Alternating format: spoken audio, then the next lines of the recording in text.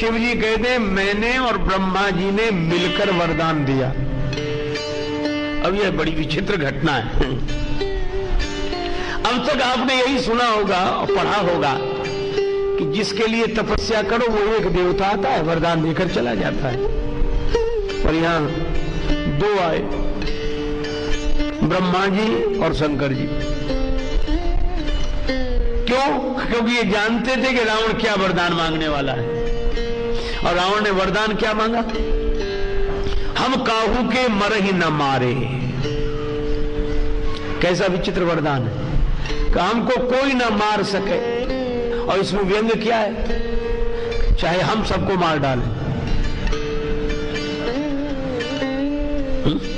हमें कोई ना मार सके, हम सबको मार डालें, हमारा कोई विरोध न करे, हम चाहे सबका विरोध करें, हम चाहे सबको मिटाएं पर हमें कोई ना मिटाए। पर ऐसा हो ही नहीं सकता। जो किसी का दिल जलाता खुद भी जलता है जरूर, और शम्मा तो जलती रहेगी परवाना जल जाने के बाद। ऐसा हो ही नहीं सकता कि मिटाने वाला न मिटे। रावण कहता हम काहू के मर ही न मारे, हमको कोई ना मार सके। ब्रह्मा जी बोले इसीलिए मैं शंकर जी को साथ लेके आया हूं। क्यों? बोले एक कारण तो ये कि अपने चेले को समझाओ कि आज तक ऐसा हुआ है कि जिसका जन्म हो उसकी मृत्यु ना हो।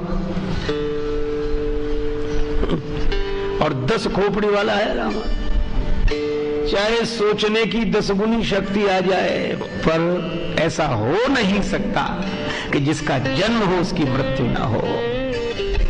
और दूसरा कारण यह है, ब्रह्मा जी बोले सृष्टि के जन्म से हमारा संबंध है, क्योंकि सृष्टि का उद्भव ब्रह्मा जी के द्वारा और सृष्टि का संहार शंकर जी के द्वारा। तो जन्म के देवता ब्रह्मा जी और मृत्यु के देवता शंकर जी।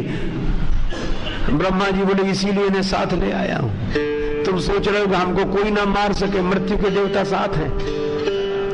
तो जन्म के देवता के साथ मृत्यु के देवता क्यों? मानो संकेत यह है कि जन्म के साथ ही मृत्यु जन्म ले लेती है, जन्म के साथ ही मृत्यु जन्म ले लेती है।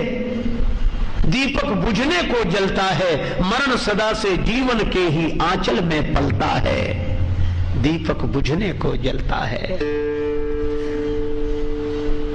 सोचा समीर ने इसे बुझा दूं, बुझा नहीं पर जलने वाला, विघ्न आए पर रुका नहीं, कर्तव्य मार्ग पर चलने वाला, बुझा पूर्ण कर्तव्य निभाकर रुक जाना तो निर्बलता है।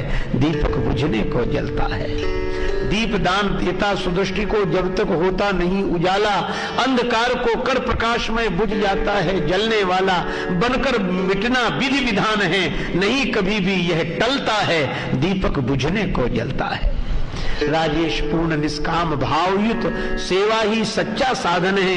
परहित ही प्रभु की पूजा है, यही दीप का जीवन धन है। प्रकृति नियम अनुसार दीप क्या सूरज भी ढलता है। दीपक बुझने को जलता है। मरण सदा से जीवन के ही आंचल में पलता है। अच्छा एक बात है, हम लोग धीरे धीरे मरने को ही जीना समझते हैं। जन्म तो हो गया, अब तो मरना शुरू है। एक जगह जन्मोत्सव मनाया जा रहा था, बड़ा उत्साह मनाना चाहिए,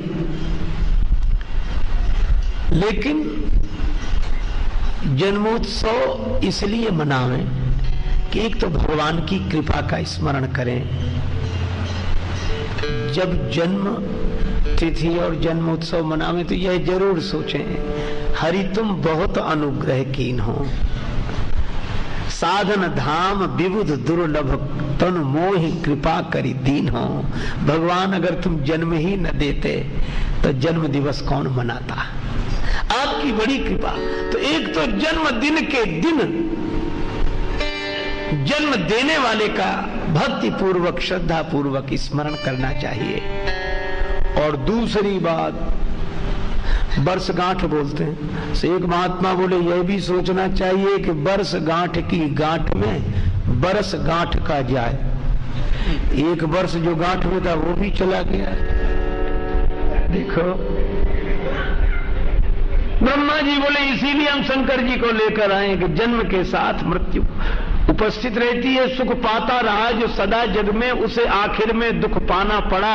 पछताया नहीं जो कभी भी कहीं, उसे अंत समय पछताना पड़ा। कोई फूल न बाग में ऐसा खिला, खिलके न जिसे मुरझाना पड़ा। विधि का यह अटल विधान रहा, जिसे आना पड़ा उसे जाना पड़ा।